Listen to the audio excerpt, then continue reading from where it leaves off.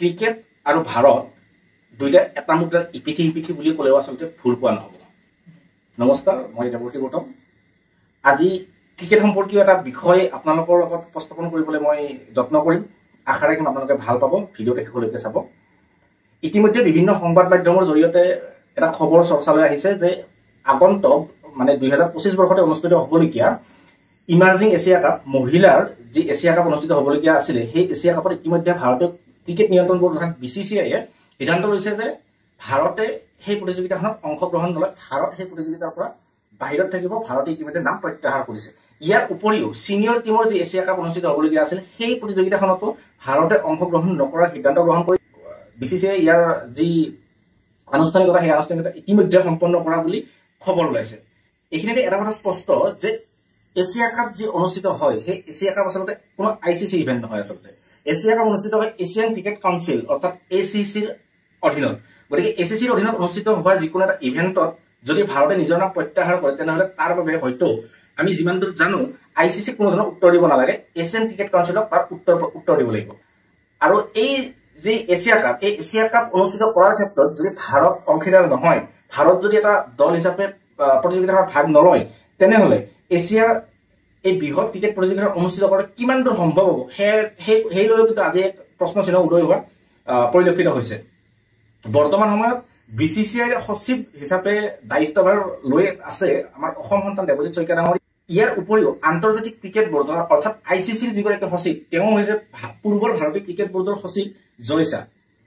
কিন্তু ইয়াতে আকৰ্ষণীয় কথাটো হৈছে যে এছিয়ান ক্ৰিকেট কাউন্সিল, যিখন ক্ৰিকেট কাউন্সিলে এছিয়াৰ সকলো ধৰণৰ ক্ৰিকেট খেলসমূহ, ক্ৰিকেট প্ৰতিযোগিতাসমূহ নিয়ন্ত্ৰণ কৰে, সেই এছিয়ান ক্ৰিকেট কাউন্সিলৰ যিগৰাকী সচিব, সেই সচিবগৰাকী হৈছে মহচিন নাকভি।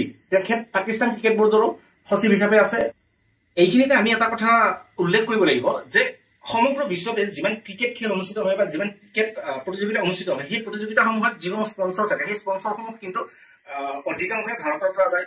আৰু যি ভাৰতৰ খেলসমূহ থাকে, সেই ভাৰতৰ খেলসমূহ চোৱা দৰ্শকৰ সংখ্যা যথেষ্ট হোৱা দেখা যায়। সেয়া লাগিলে এছিয়া কাপেই হওক, সেয়া লাগিলে কোনো দ্বিপাক্ষিক শৃংখলাই হওক, নাইবা সেয়া কোনো ICC ইভেণ্টেই হওক। গতিকে BCCIৰ যি এটা গুৰুত্ব আছে সম্পূৰ্ণ ক্ৰিকেট বিশ্বত, সেই গুৰুত্ব কিন্তু কোনেও নুই কৰিব নোৱাৰে। গতিকে বৰ্তমান সময়ত ICCৰ ইভেণ্টসমূহত এতিয়ালৈকে BCCIয়ে পাকিস্তানৰ বিৰুদ্ধে যিকোনো এখন খেলত অংশ ল'ব নে নল'ব সেই বিষয়ে কোনো সিদ্ধান্ত তেওঁলোকে ৰাজহুৱা কৰা নাই। কিন্তু এছিয়াৰ ভিতৰত হ'বলগীয়া এছিয়ান ক্ৰিকেট কাউন্সিলৰ অধীনত হ'বলগীয়া প্ৰতিযোগিতাৰ বৰ্তমানলৈকে দুখন প্ৰতিযোগিতাত ভাৰতীয় দল ভাগ নলয় বুলি, ভাৰতীয় দলে নাম প্ৰত্যাহাৰ কৰা বুলি ইতিমধ্যে প্ৰচাৰ হয়। গতিকে ভাৰত সেই প্ৰতিযোগিতাত অংশগ্ৰহণ নকৰিলে স্পন্সৰসকলে কিমান ইচ্ছা প্ৰকাশ কৰিব সেই প্ৰতিযোগিতাখনক স্পন্সৰ কৰিবলৈ, সেয়া কিন্তু অতি গুৰুত্বপূৰ্ণ হ'ব। বৰ্তমান সময়ত ইয়ালৈকে এটা প্ৰশ্ন উত্থাপিত হৈছে যে ভাৰতে যদি এছিয়ান ক্ৰিকেট কাউন্সিলৰ অধীনত অনুষ্ঠিত হ'বলগীয়া এছিয়া কাপ প্ৰতিযোগিতাত অংশগ্ৰহণ নকৰে, তেনেহ'লে এছিয়া কাপ অনুষ্ঠিত কৰাটো সম্ভৱপৰ হ'বনে? যদি এছিয়া কাপ অনুষ্ঠিত কৰাটো সম্ভৱপৰ হৈ নুঠে ভাৰতৰ অবিহনে, ভাৰতীয় দলটোৰ অংশগ্ৰহণ অবিহনে, তেনেহ'লে আমি এটা কথা নিশ্চিতভাৱে ক'ব পাৰিম যে এছিয়ান ক্ৰিকেট কাউন্সিলে কেৱল আৰু কেৱল ভাৰতীয় দৰ্শক, ভাৰতীয় স্পন্সৰৰ ওপৰত নিৰ্ভৰ কৰি এই প্ৰতিযোগিতাসমূহ অনুষ্ঠিত কৰে। বৰ্তমানলৈকে আমাৰ হাতত যিখিনি তথ্য আছে, সেইখিনি তথ্যৰ ভিত্তিত আমি আপোনালোকক এই বিষয়খিনি অৱগত কৰালো। যদি আমাৰ হাতত আৰু পৰৱৰ্তী কিবা তথ্য আহে, তেনেহ'লে নিশ্চিতভাৱে আমি অতি সোনকালে আপোনালোকক এই তথ্যসমূহ অৱগত কৰাম। আপোনালোকে আমাৰ আজি এই ভিডিঅ'টো চাই কেনেকুৱা পালে আপোনালোকে আমাক কমেণ্ট বক্সত জনাবলৈ নাপাহৰিব। আপোনালোকৰ যি মন পচন্দৰ ভিডিঅ' আপোনালোকে চাব বিচাৰে, তাৰ বিষয়ে আমাক কমেণ্ট বক্সত জনাব। আমি নিশ্চিতভাৱে চেষ্টা কৰিম আপোনালোকৰ যি মন পচন্দৰ ভিডিঅ' সেই আপোনালোকৰ বাবে লৈ আহিবলৈ। আজিলৈ ধন্যবাদ।